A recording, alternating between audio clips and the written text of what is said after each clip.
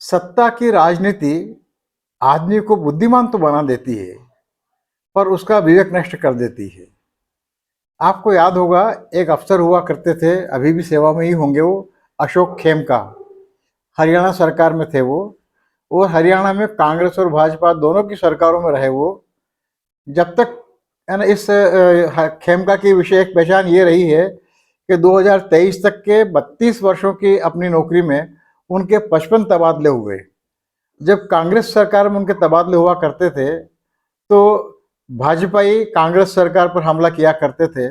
लेकिन जब कांग्रेस सरकार गई, हरियाणा में भाजपा की सरकार आई, तब भाजपा की सरकार ने भी खेमका के तबादले एक के बाद एक करने शुरू किए। तब जिन बातों पर भाजपा पहले आपत्ति किया करती थी, वही सारी हरकतें भाजपा करती रही, और तब कांग्रेसी बोलने लगे। यानी सत्ता की राजनीति आदमी को इतना समझदार बना देती है कि जब तक अपना मतलब सिद्ध हो तभी तक बोलना चाहिए, और अपना मतलब सिद्ध नहीं हो तो अब नहीं बोलना चाहिए। लगभग ऐसा ही अभी हिमाचल प्रदेश में नजर आ रहा है। शायद आपने भी सुना हो, इल्मा अफरोज नाम की एक आईपीएस महिला को लेकर वहां पर पूरा हिमाचल गरमाया हुआ, राजनीति गरमाई हुई है। आज उसी की बात करते हैं। नमस्कार, मैं विष्णु बैरागी और आप देख रहे हैं मेरा यूट्यूब चैनल बैरागी की बातें। कृपा करके मेरे चैनल को अपनी मदद करते रहिएगा, आपकी बड़ी कृपा है। दोस्तों, हिमाचल में भी कांग्रेस की सरकार है, और हिमाचल सरकार ने कांग्रेस में जो बद्दी की एसपी थी, बद्दी जिला है वहाँ का, वहाँ की एसपी इल्मा अफरोज को जबरन छुट्टी पर भेज दिया है। पूरे हिमाचल की राजनीति में तूफान आया हुआ है। मुख्यमंत्री सुखविंदर सिंह सुक्खू ही नहीं, पूरी कांग्रेस और राहुल गांधी से भी सवाल पूछे जा रहे हैं। आरोप लगाया जा रहा है कि धार्मिक आधार पर इल्मा अफरोज का उत्पीड़न किया जा रहा है। भाजपा और सपा ने कांग्रेस, मुख्यमंत्री सुक्खू और राहुल गांधी के निशाने पर ले रखा है। सोशल मीडिया पर इल्मा ही इल्मा छाई हुई है। कहने को इल्मा अपना साजो सामान समेट कर बद्दी से चली गई, अपने गांव चली गई है, लेकिन उसकी मौजूदगी बद्दी के चप्पे चप्पे पर अब भी बनी हुई है।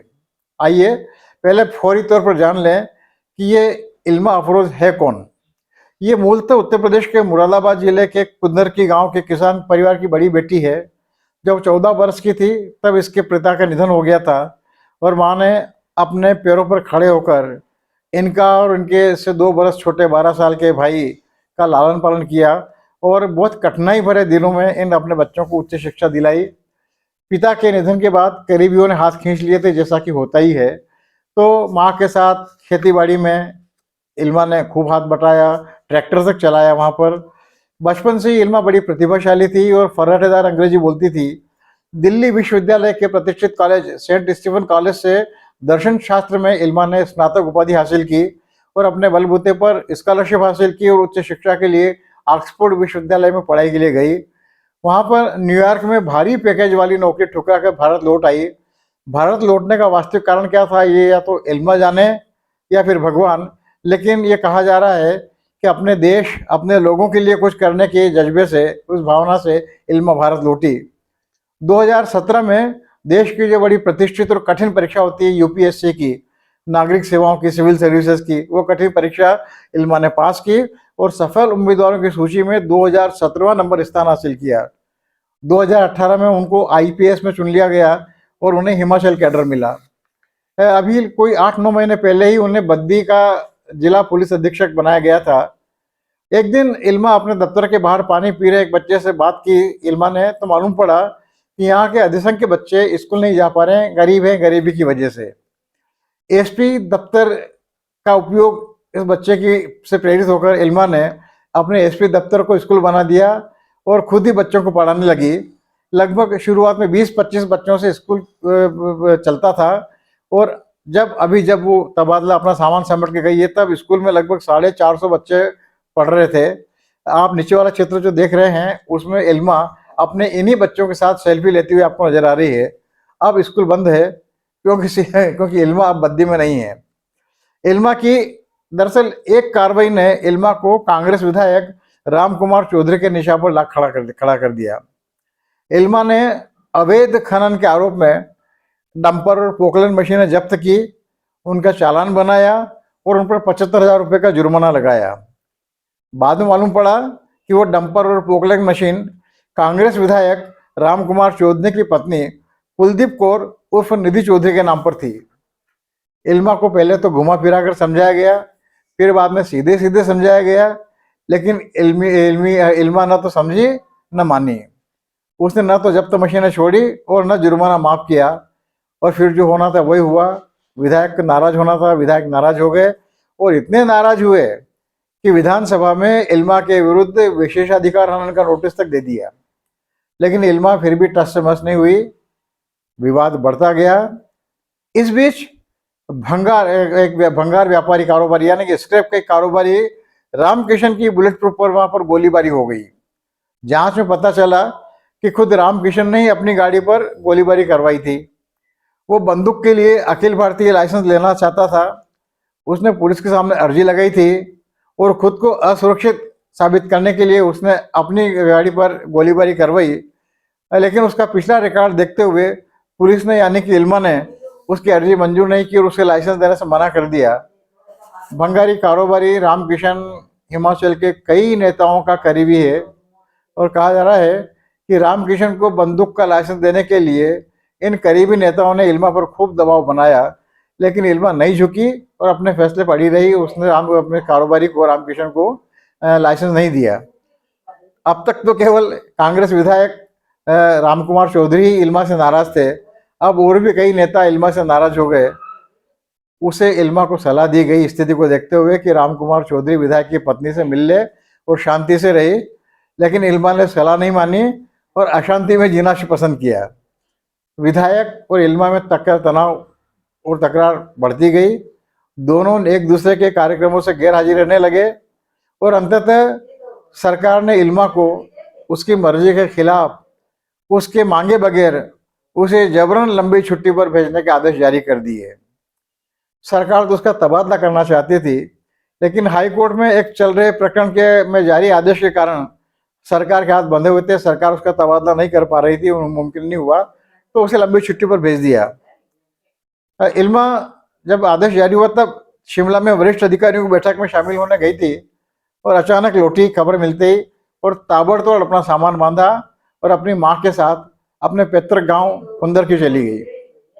अब इल्मा बद्दी में तो नहीं है, लेकिन पूरे बद्दी इलाके में इल्मा ही इल्मा है। मुख्यमंत्री सुक्खू की, कांग्रेस की और राहुल गांधी की खूब फजीहत हो रही है। कांग्रेसियों के अलावा बाकी सब बोल रहे हैं, कांग्रेस से चुप है, उनकी घिग्गी बंदी हुई है, उनसे बोला नहीं जा रहा है, बोल नहीं फूट रहे हैं।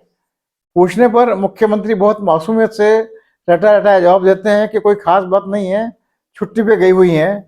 पूरा कानून, सारा मामला कानून के मुताबिक चल रहा है और सारी कार्रवाई कानून के मुताबिक हुई है, लेकिन पूरा हिमाचल सुक्खू के इस लचर तर्क पे हंस रहा है। पूरे हिमाचल में कांग्रेस की खूब भद पिट रही है मित्रों।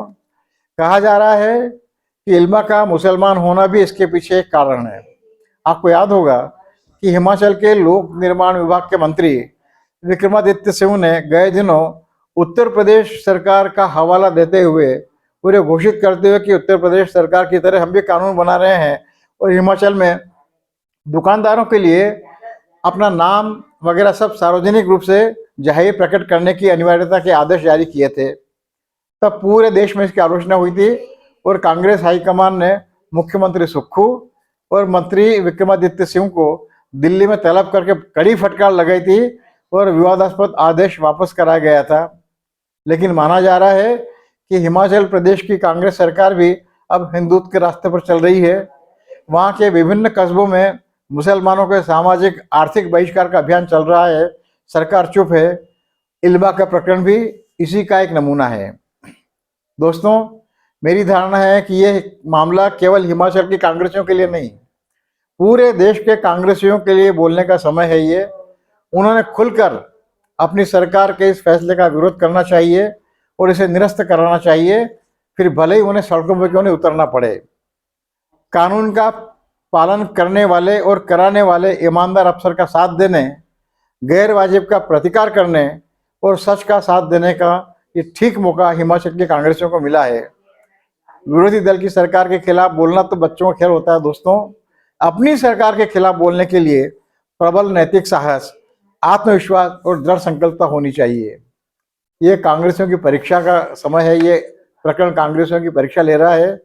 लेकिन कांग्रेसी जिस तरह से चुप हैं, उससे लगता नहीं कि वे इल्मा का साथ देंगे। वे सत्ता का साथ देंगे, अपनी पार्टी के, अपने नेता के गैर वाजिब फैसले का साथ देंगे, समर्थन देंगे, उसे मजबूत बनाएंगे। गोया सत्ता के और दलगत राजनीति के इस हमाम में कांग्रेस भी भाजपा और अन्य तरह निर्वस्त्र खड़ी हुई है। कांग्रेसी हिमाचल के लोगों को ना समझ मानने की भूल कर रहे हैं दोस्तों, लेकिन आप हम जानते हैं, ये पब्लिक है, सब जानती है, लोग सब समझते हैं। इतिहास गवाह है कि बोलने के समय पर जो चुप रहते हैं, समय आने पर लोग उनकी चुप्पी की कीमत का भुगतान करते ही करते हैं। लगता है हिमाचल में ये कीमत प्राप्त करने का अगला नंबर कांग्रेस का होगा और हो सकता है सत्ता में कांग्रेस की वापसी न हो। बहुत बहुत धन्यवाद। उम्मीद करता हूँ कि आज का ये प्रसंग आपको ठीक लगा होगा। और मैं कुल मिला के एक बात कहने की कोशिश करता हूँ कि आप चाहे जिस पार्टी में हों, खुले तौर पे नहीं, आंतरिक तौर पर भी गलत कामों का आपने विरोध करना चाहिए। देखें आगे क्या होता है, देखना रोचक होगा। आप भी देखेंगे, हम भी देखेंगे। बहुत बहुत धन्यवाद। मुझ पर कृपा बनाए रखिएगा। सदैव की तरह आपका कृपाकांक्षी मैं विष्णु बैरागी। नमस्कार।